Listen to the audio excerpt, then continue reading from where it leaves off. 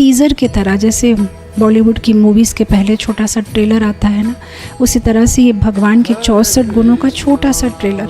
संक्षिप्त में हम भगवान के एक एक गुण के साथ संबंधित कोई ना कोई छोटी सी लीला चर्चा करते हुए आगे बढ़ेंगे। और मैं आशा करती हूँ कि ये इस एक्सरसाइज करने के द्वारा हम कृष्ण को हमारे स्मरण में रख पाएंगे और आने वाले कुछ दिन काउंट डाउन टू जन्माष्टमी हम इस गुणों का और स्मरण करके जो है पवित्र मन से भगवान का आविर्भाव जो है हम स्वागत कर पाएंगे। मैं शुरू करूँगी भक्ति रसामृत सिंधु से भगवान का एक एक गुण। सबसे पहले भगवान का गुण है सुरमयंगा। सुरमयंगा माने भगवान का जो शरीर है बहुत सुंदर है, बहुत सुंदर बॉडीली फीचर्स है। कहा गया है कि भगवान का रूप इतना सुंदर है कि भगवान जब गोकुल में जब वे छोटे थे, 4 पाए पैरी पैना करते चलते थे, तो गोकुल की जो फ्लोरिंग होती थी उसमें जब भगवान अपना प्रतिबिंब, अपनी छाया देखते थे, अपना शैडो या अपना इमेज देखते थे, तो वे मुग्ध हो जाते थे और सोचते थे कि इतना सुंदर कौन है, और रुक जाते थे और अपने आप को निहारते थे। तो भगवान की सुंदरता से हम आकर्षित होते हैं ये तो ठीक है, लेकिन भगवान खुद आकर्षित हो जाते हैं।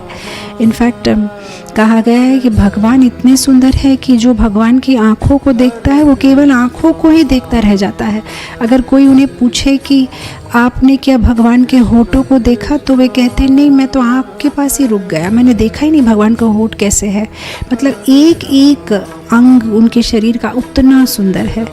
इनफैक्ट जब बानासुर के द्वारा जेल में डाले हुए, कारागार में डाले हुए 16,100 राजकुमारियों को भगवान जब मुक्त करते हैं, तो वे सबसे पहले भगवान से क्षमा मांगते हैं। तो भगवान पूछते हैं आप क्षमा क्यों मांग रहे हैं, आपने क्या गलती की? तो कहते कि जब हमने आपको देखा नहीं था तब हम सोचते थे कि शायद आपका दिव्य मंगल रूप, आपका जो मुखमंडल है वो कमल पुष्प के जैसा होता होगा, चंद्रमा के जैसा होता होगा, लेकिन जब हमने आपको अभी मुखामुखी देख लिया तो हमें लग रहा है कि अरे चंद्रमा के साथ भगवान की तुलना कैसे की हमने, अरे कमल पुष्प के साथ भगवान की तुलना कैसे की, वो तो कितने सुंदर है, तो हमने बहुत बड़ा अपराध कर दिया, तो हमें क्षमा कर दीजिए। इनफैक्ट एक जगह कहा गया है, किसी साधु को कहा गया था कि तुम बताओ भगवान कितने सुंदर है, तो उसने कहा मैं एक लाइन में डिफ़ाइन कर देता हूँ, इतना कुछ बोलने का ज़रूरत नहीं है। कहा भगवान इतने सुंदर है जैसे भगवान है। मतलब वो कह रहा है कि भगवान को और किसी से कंपेयर नहीं कर सकता कि भगवान कमल जैसे है, ये भगवान कैसे है, भगवान जैसे है, बस उनके जैसा और कोई सुंदर नहीं है। तो ये है भगवान की सुंदरता। सो इस भौतिक जगत में सुंदर लगने के लिए हम नाना कोशिशें करते हैं, और अगर थोड़े बहुत ठीक ठाक लगते भी हैं तो उसके पीछे बहुत ज़्यादा मेकअप का हाथ होता है, कभी बाल बनाने पड़ते हैं, कभी कुछ, लेकिन ठाकुर जी तो हर वक्त अच्छे लगते हैं।